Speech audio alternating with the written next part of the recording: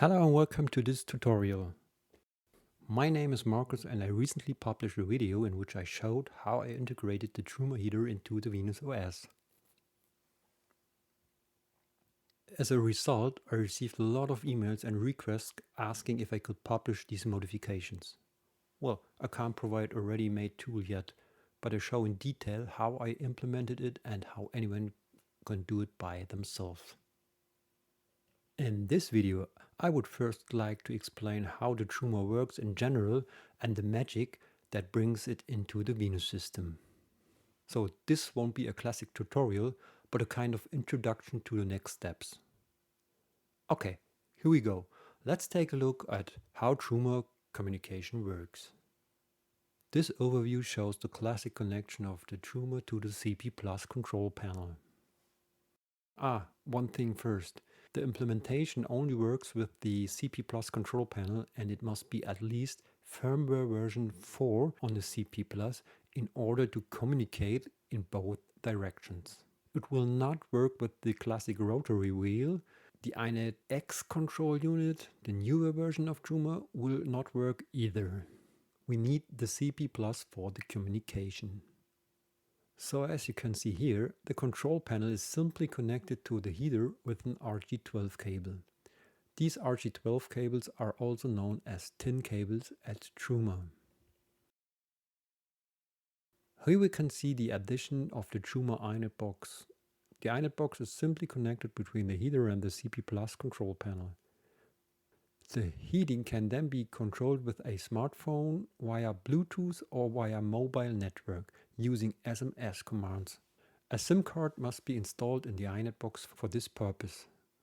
Unfortunately, it's not possible to control the heating via the internet or Wi-Fi, and the mobile phone connection is only 2G, which has the disadvantage that sooner or later this function will no longer be available, as 2G is already being switched off in some countries.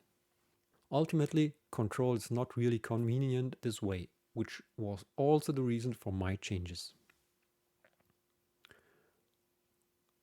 And here's another hint on how to see which firmware the CP Plus has. To do this, open the menu with the rotary wheel, click on the icon at the bottom right corner and navigate to the index menu item. There you press the rotary wheel again and the current firmware is displayed. This should start with C4. Here's an overview of my changes.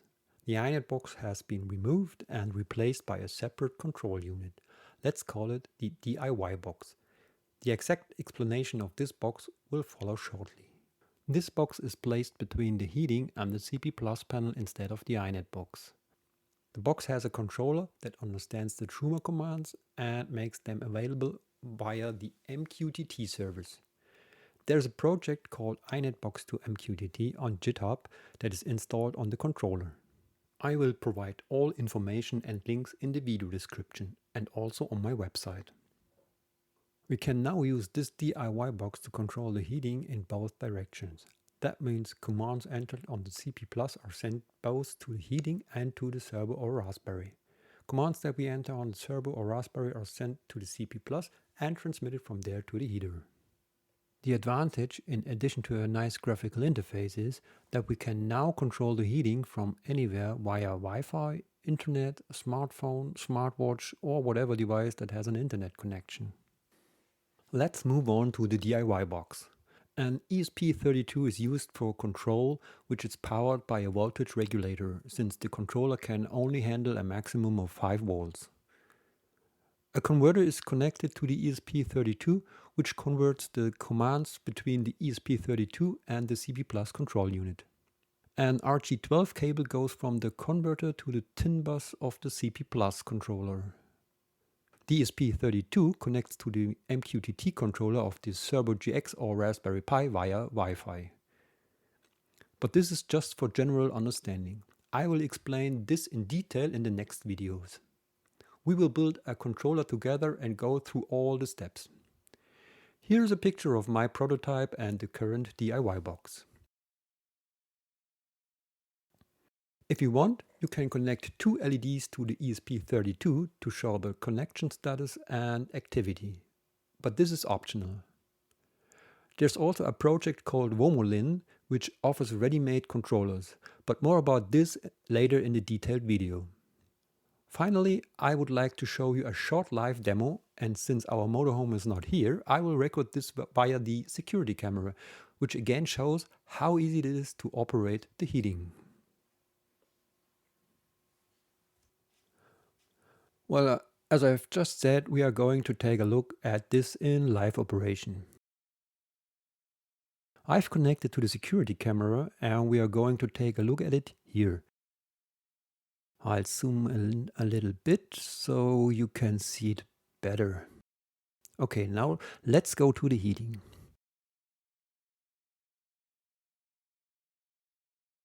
To explain it again, we have the temperature display here and the little arrow at the top here shows the current temperature inside. So it's currently 14.9 degrees and that's what this ticker shows us. And the setting is programmed in such a way that you simply press the button as with the CP Plus to set the temperature. With the CP Plus you can only adjust the temperature up from 5 degrees. I have also programmed it so that 5 becomes directly after 0.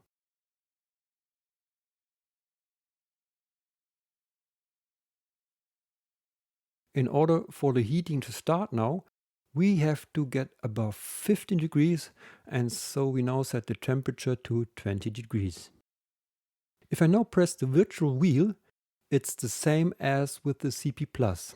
The data is sent to the heating system, or in this case first to the CP Plus and then to the heating system. This is exactly the same as with the classic iNet box, and we can also see this immediately on the display of the CP Plus when the data is received. So now take a look at the display.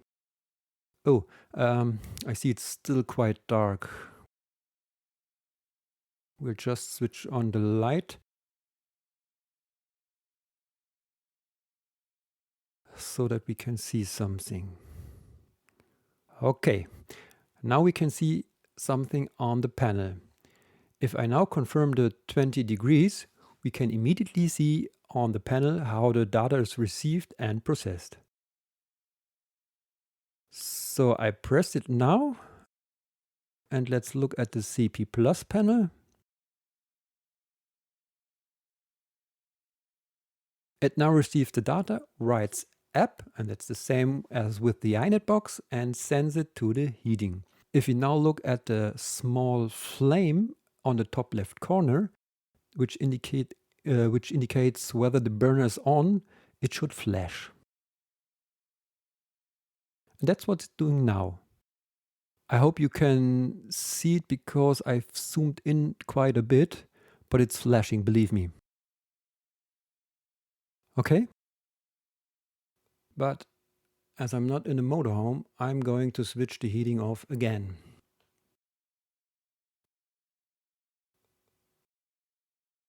So we confirm this and also see on the CP Plus that the data is being received and the heating is off. Okay, now we switch off the lights and that's it. I hope you enjoyed it and thank you very much for watching. There will be a lot more videos soon. Next up is the technical explanation from the Max fan, and then perhaps at the same time the first workshop video. In this workshop video we will integrate the starter battery on the main page of the Cerbo, because I think everyone has a starter battery and everyone who has a Cerbo or a Raspberry also has either a smart shunt or a battery computer that provides the information from the starter battery. We will integrate this step by step so that we can see this on the Cerbo main page. That's it for now. Have a good time.